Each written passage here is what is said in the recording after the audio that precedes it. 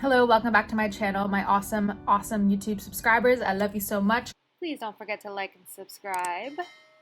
I wanted to talk about turning fat into muscle.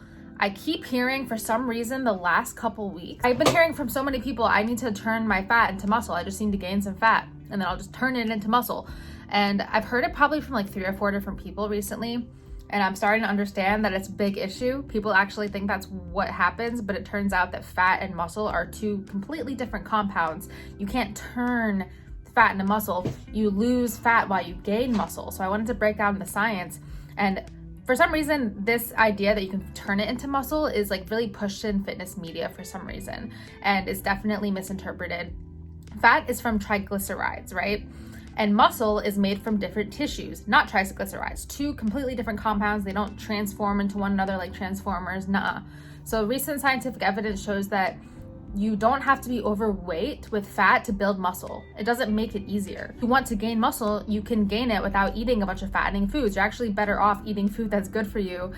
Believe it or not, I mean, that would be awesome if you could just eat a bunch of Big Macs and lose weight, but you know, that's not how it works. It's a lot easier if you're new because like your body's not used to it, so you might get a quicker result than somebody that's been into fitness for a long time and trying to get over a plateau and like gain more. You're going to see a lot of results at first, which is why you see that when people are like, oh, I lost like 15 pounds, you know, but there's always a point where they hit a plateau and then you have to start working harder and putting and kind of making a change into your routine a little bit.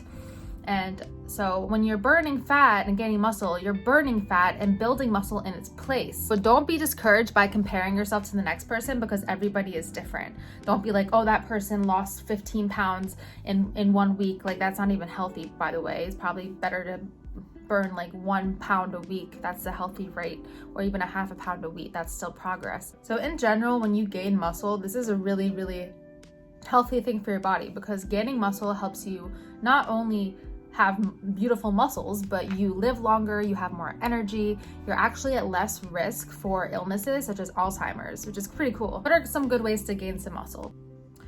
What's really important is insulin. Make your insulin gain muscle instead of gaining fat because insulin can do both. And you want to improve your insulin sensitivity. When you do that, food will actually go into the muscle rather going into the fat cells. And so what messes with insulin? You guessed it, bad food, stress.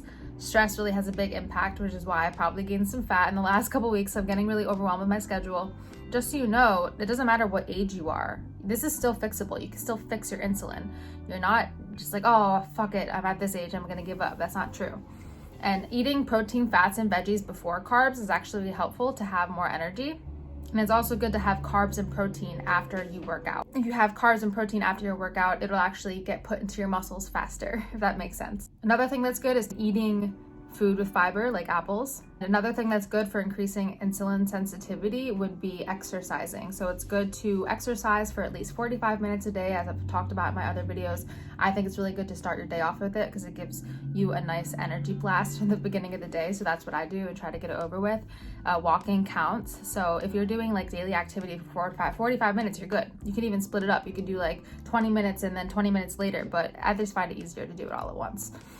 So that can really help. And apple cider vinegar, like I've talked about before, the ACV with the mother, that's really helpful for insulin sensitivity. I add cayenne pepper to mine. And another thing is herbs, vitamins, and minerals. So having really healthy teas helps with blood sugar and insulin sensitivity. And it's also good to put cinnamon and other spices in your tea. So cinnamon is really good for you, turmeric, and like I said, the cayenne pepper is good to boost immunity. So I hope that I've helped you get it out of your head that burning fat and gaining muscle are 2 separate entities. You don't transform one into the other. Nuh-uh, it's not how it works. I hope that fitness myth gets debunked because it is ridiculous. I mean, that would be awesome if I could just eat a bunch of Wendy's and turn it into muscle. No, that's just going to make everything so much more difficult. Unless it's like a baked potato with no sour cream, which is like super basic. But I used to always get number 6, a spicy chicken sandwich with sour cream potato and chives. And I used to eat it all. But not anymore, not this new and improved Sonia. That would be like a cheat day. But anyways, thank you so much for watching this video. I hope you learned something new. I do post about psychology facts about sex and relationships on Wednesdays and fitness inspiration on Saturdays. Please don't forget to like and subscribe. And thank you so much to my patrons on my Patreon. I will see you in the next video.